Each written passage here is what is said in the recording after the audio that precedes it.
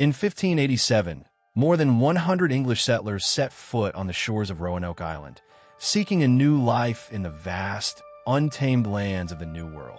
They came with dreams of prosperity, freedom, and hope, carving a fragile community out of the wilderness.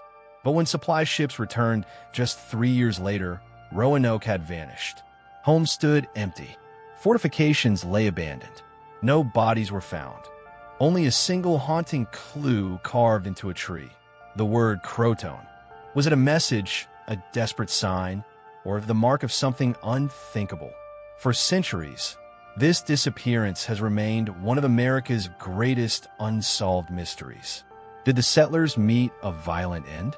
Did they merge with native tribes, leaving their English identity behind? Or did something more sinister happen? Something lost forever to time?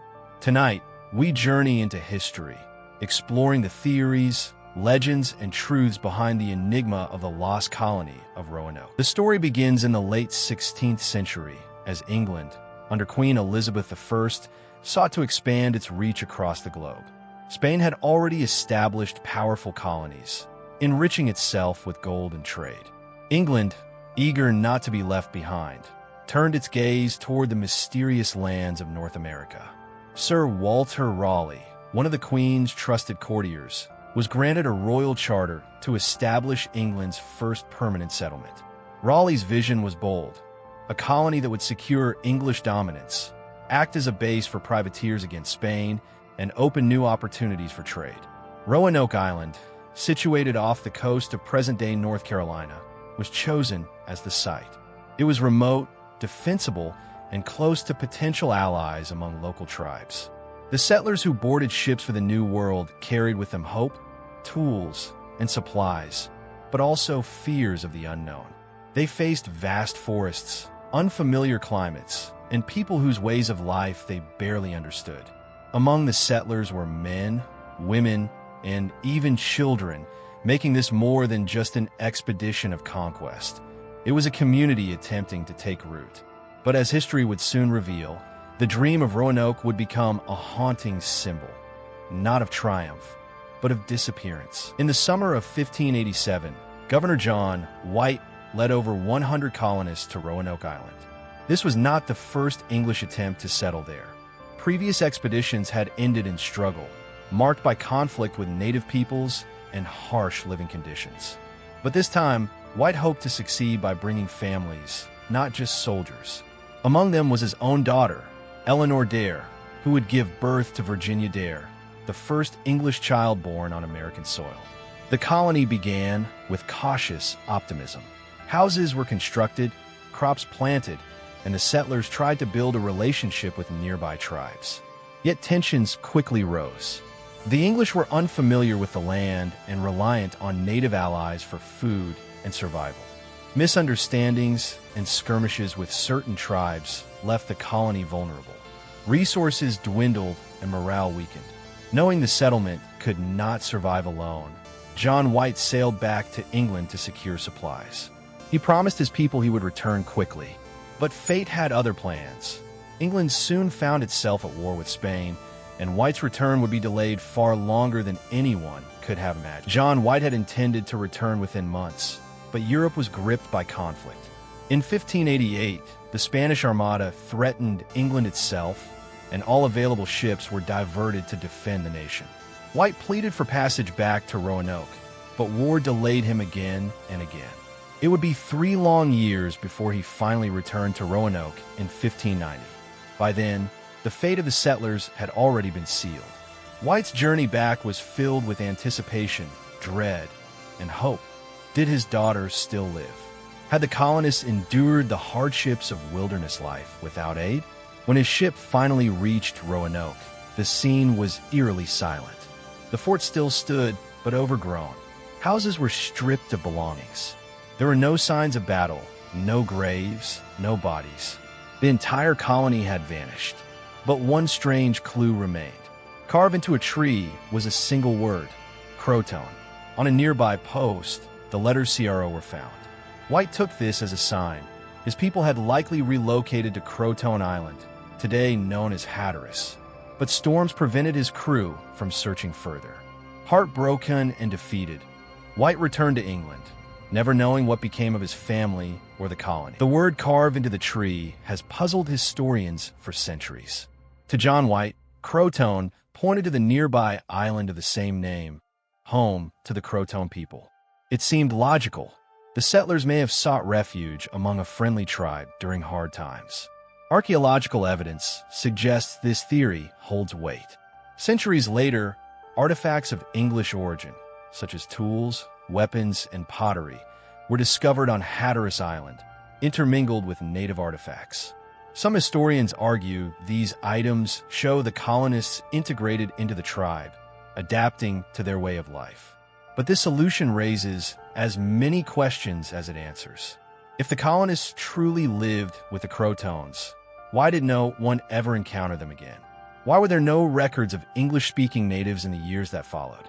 And why did John White never manage to confirm their survival?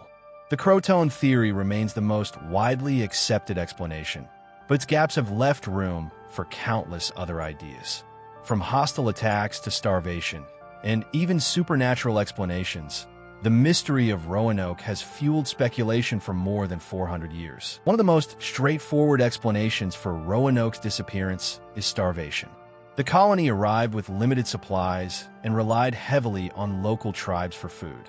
Droughts recorded in tree-ring studies from that era show that the late 1580s were among the driest years in centuries. Crops would have failed, rivers shrunk, and game animals grown scarce. Without supplies from England, survival would have been nearly impossible. Some believe the settlers simply perished slowly, one by one, until none remained. Yet, the lack of skeletal remains challenges this theory. If death by hunger was widespread, where are the graves? Others argue the settlers may have abandoned Roanoke in search of food, dispersing into smaller groups. They may have tried to integrate with nearby tribes, move inland toward better farmland, or seek out Spanish settlements further south. Though plausible, starvation alone cannot fully explain the disappearance. Instead, it likely played a role combining with other factors, conflict, disease, and isolation, to push the colony to its breaking point. Another theory suggests the settlers fell victim to violent conflict. Relations between the English and local tribes were complex. Some tribes sought alliances, while others saw the newcomers as invaders. Earlier English expeditions had already caused hostility, leading to bloodshed. Some historians argue that tensions may have escalated after John White's departure. With dwindling resources, the English may have clashed with tribes over food. Retaliation could have led to the massacre or capture of colonists. Evidence for this comes from reports by later English explorers who described native groups with European features, fair hair, light eyes, suggesting that survivors may have been taken in or enslaved by tribes. Oral histories from native communities also speak of violent encounters with Europeans during this period. Yet, the absence of physical remains continues to puzzle researchers. If the settlers were wiped out, why were no signs of battle or mass graves ever found? The silence of a site leaves the conflict theory both compelling and incomplete. In the 1930s, a series of mysterious stones, known as the Dare Stone, surfaced, supposedly carved by Eleanor Dare, John White's daughter. The inscriptions claimed the colony moved inland, suffering from disease and attacks, until only a handful survived.